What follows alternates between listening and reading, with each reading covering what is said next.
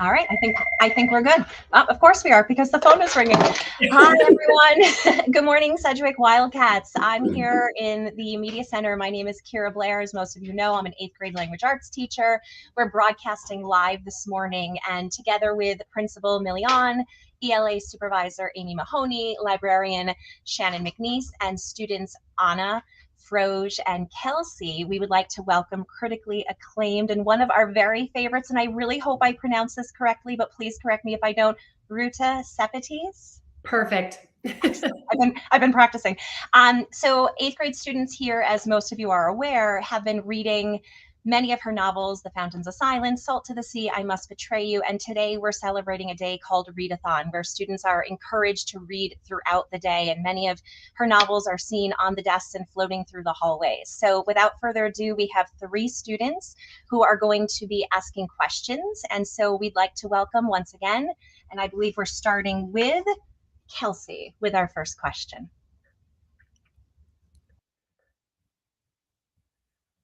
Okay, I'm waiting for the question from Kelsey. There we go.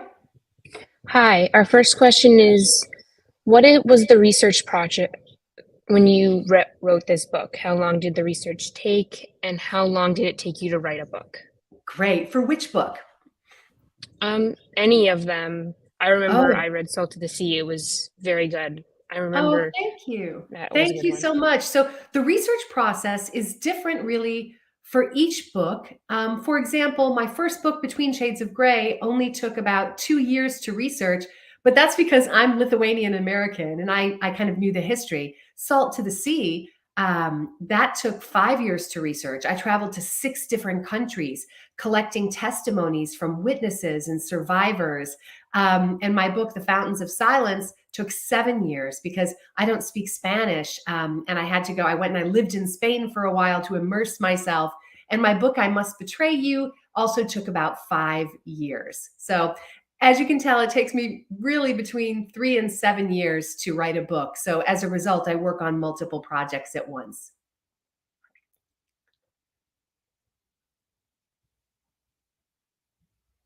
Who's next?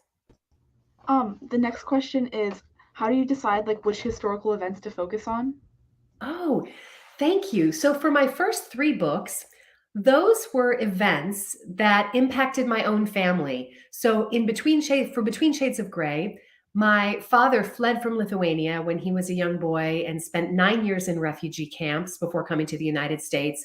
And his extended family was deported to Siberia. So that was based on my dad's story. Out of the Easy was inspired by my mom's story. Salt to the Sea was inspired by my father's cousin's story. She had passage on the Wilhelm Gustloff. So for those 3 books, I felt like I could write those stories from the inside out, so to speak. The other 2 books are written from what I call the outside in. And that's why I said, to write The Fountains of Silence set in Spain, it took so long. And that both The Fountains of Silence and I Must Betray You I came up with those ideas when I was doing school visits, just like this.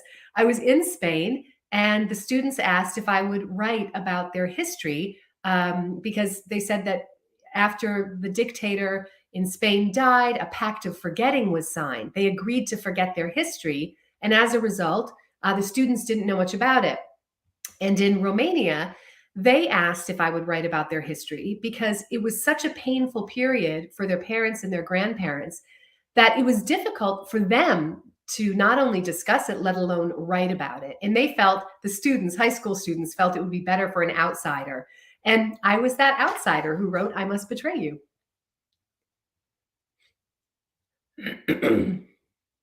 Were any of the characters in your novels inspired by real people?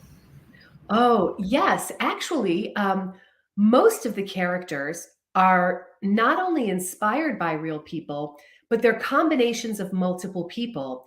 As we'll probably talk about, as we go on, my research process, I interview hundreds of people when I'm researching, and I pull threads from various interviews and I kind of braid and weave them together to create a composite character. So for example, Christian Florescu in I Must Betray You, the 17-year-old student, He was a weave, a braid of so many young men that I had interviewed who explained what it was like to be, to take part during the revolution and also to endure this dictatorship of Nicolae Ceausescu. And then there are characters, so most of them are composite. And then there are characters like the shoe poet in Salt to the Sea that are more, I guess, a figment of my creative imagination. And think shoe poet, and let's see if there's another character. But no, characters like Kretzky from Between Shades of Grey and Joanna Florian. They're all these composite characters. But I will comment, because people often ask me if I put myself into the characters. And, I know a lot of authors do, but I don't. You may have noticed that my characters are really courageous. They're such courageous people. And I think I write about characters or create characters that I wish I could be like, fearless, and so brave. And so I don't put myself into the characters, but definitely my voice into the prose and into the text. How do you design and develop your characters? For example, in Salt to the Sea, there are 4 characters with 4 perspectives. Why do you include crossover characters like the Van Dorns? Oh, thank you. So these are great questions. You guys are awesome hosts. Thank you. So first, let's take the end of that question, the crossovers. A lot of my friends, authors, they write series, and I'm often really envious that they get to continue with their characters in these series. My publisher, they are interested in having me cover different parts of history. And as a result, I might not get to continue with my characters, but I become so attached to these characters that I look for ways to thread through a character or a family. And then in a way, it kind of becomes a companion novel. So for example, if you read my book, Between Shades of Grey, and you read Salt to the Sea, you'll notice some character crossover. If you read The Fountains of Silence and I Must Betray You, you mentioned the Van Dorns, this crossover. And I do that because I love the characters and I want to continue with them. And then how do I create the characters? And design the characters. And you mentioned the 4 perspectives. When I researched Salt to the Sea, it really made an impression on me that when I interviewed people, they had all experienced the same event, but depending on their situation, the country that they were from, even the family they were from, their interpretation of the event was radically different. They had all been on the ship and they all had radically different interpretations, which is of course natural. But because that was the truth of the history, I wanted to portray that. And so I chose 4 different characters, and they're all hunted and haunted by tragedy and lies and war, and their fates converge as they arrive at the port to board this ship. But I thought it was a good idea to have these 4 different characters. And then when I started writing, I realized that, to your question, to design and create characters and personal architecture in a way that readers could differentiate chapter to chapter, it was much harder than I thought. And what I wanted to do was give each character a distinctive voice. So I would say the most distinctive voice in Salt to the Sea is the character of Alfred. He's so almost deluded and has such a high opinion of himself in the way he speaks. And Joanna has a voice of maybe fear and compassion, and maybe Florian has a voice of courage. The hardest to write was Emilia. I find that it's easier to write villains almost because they're like a caricature. It's really hard to write vulnerability and truth. And Emilia was just an embodiment of that. And she was definitely the hardest character to write. What I do is I do character sketches. I write detailed descriptions of who and what I think those characters are, down to what their birthdays are and their favorite color and what their darkest secret is and their greatest joy. And those emotional connectors make a character dimensional, I think. I think they make the character dimensional. If you know, for example, what they're hunted by, which was a refrain in Salt to the Sea. So when a character has emotional dimension, they will feel real to the reader. And that's my goal, to make the history human and make the characters dimensional. And that's a big part of my process with the characters.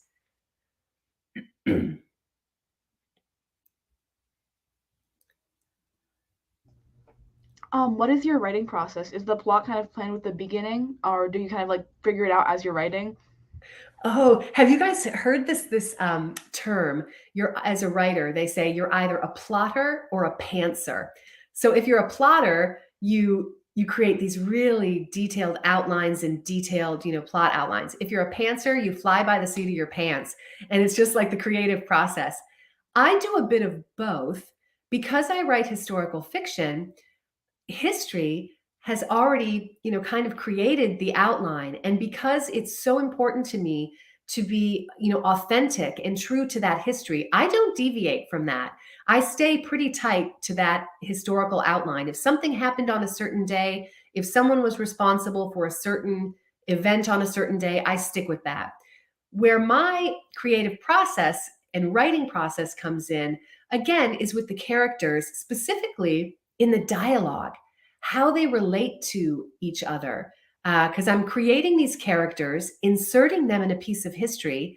And then as I'm writing, it's almost as if I'm watching a movie.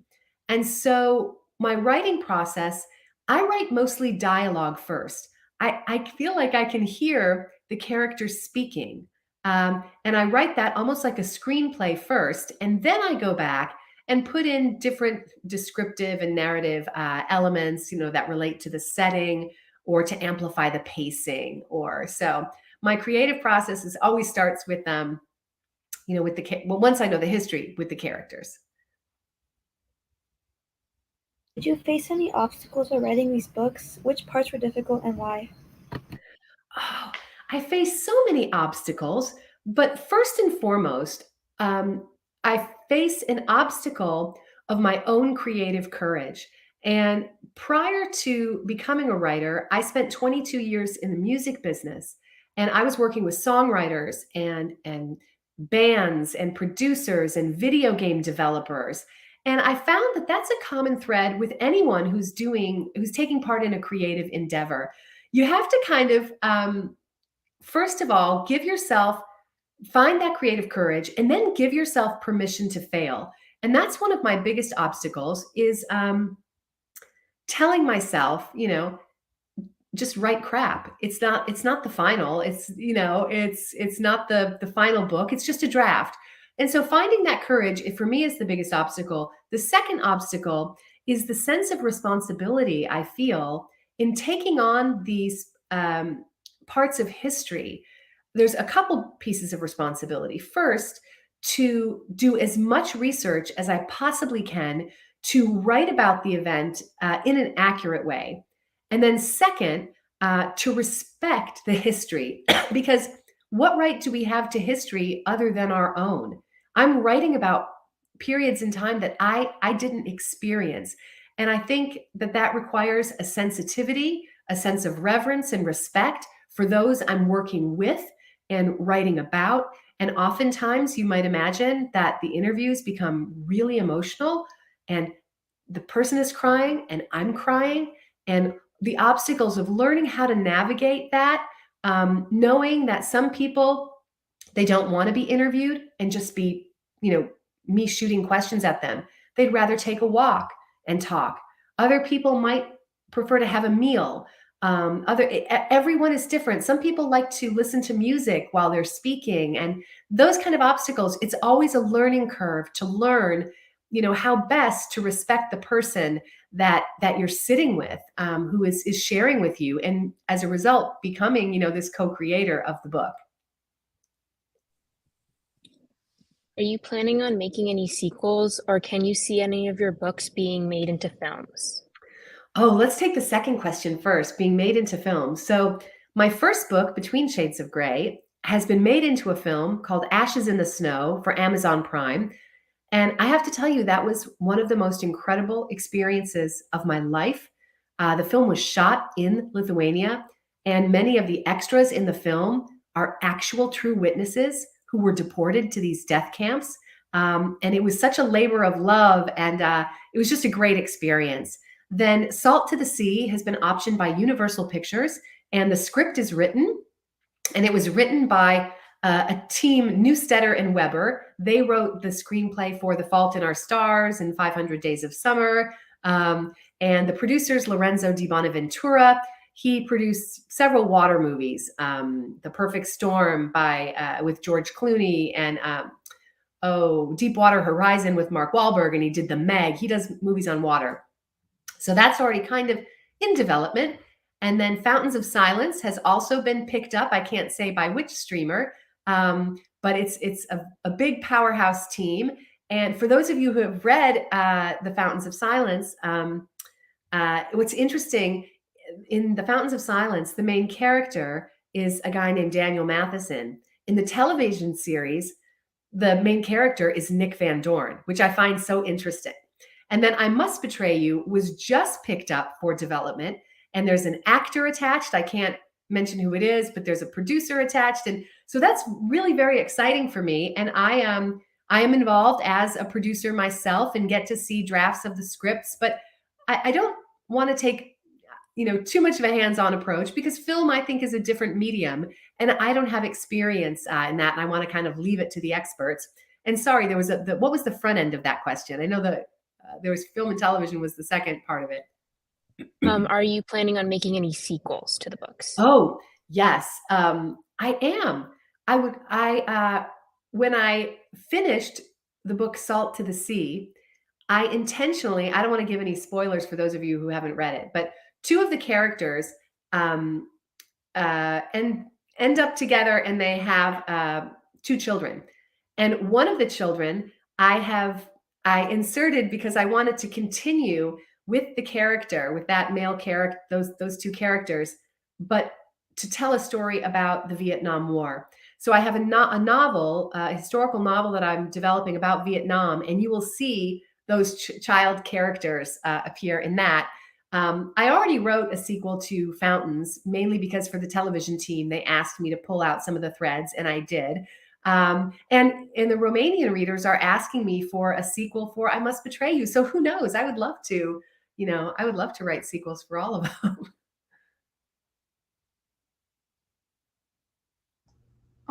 What advice do you have to give to aspiring writers, and what are some ways that we as middle schoolers can prepare for a writing career? Oh, these are great questions. Thank you so much. So, well, I'm going to go back to for advice for writers. I'm going to go back to what I said earlier about obstacles, to give yourself permission to, and I don't want to say fail, but permission to, maybe not write something that's perfect. I think the word writing and writer can be daunting, but the word story is not daunting. And so I want you to keep in mind that writing is rewriting. If I showed you the first chapter of I Must Betray You, and the first, my first attempt, my first, draft sketch of it, I've done it in school visits, and they say, wow, you're really bad. I am. I am a rewriter. And it takes rewriting, but it's so much fun to go back and change something. So my advice is also don't be hesitant to revise. I mean, think of it this way. If you are a performer, a musician, an athlete, imagine if you could go back to your game or your competition and you could change something. It might make all the difference in the final outcome. As writers, we can do that. So as young writers, I want you to give yourself this permission to say, it's not final. This is just a sketch. I'm working on it. And I'll share this quote from a writer in my hometown of Nashville, Ann Patchett, and I'll paraphrase here, who said that, why is it that we understand that playing the cello requires hard work, but we attribute writing to the magic of inspiration? I do think there's magic in writing, and I do think there's a lot of inspiration, but there's also a lot of hard work. So don't forget that. And how to prepare yourself. As I explained, I spent 22 years in the music business before becoming a writer. And so to prepare yourself, I would say just remember that it takes many paths and many roads to get to a destination. It's very rare that you get on one road and you arrive at the ultimate destination. No, there are windy turns, the car breaks down, you get lost, you get back on the road. That's what life is, and that's what the creative journey is. So remember that. And if there's a time when you feel like you're lost or you failed, I promise you that is going to be excellent material for you as a writer. You will then, because of the way that life experience, you will be able to inject those feelings into your characters who at one point, like if I was able to write Emilia being vulnerable because I had felt vulnerable, I was able to write some of my characters who've lost people because I have this intimacy with sadly with death, and all of those things that seem so tragic they'll be then in your emotional toolbox and make you a great writer because you're a deep feeler. So don't shy away from that, and at some point you'll realize it's a gift.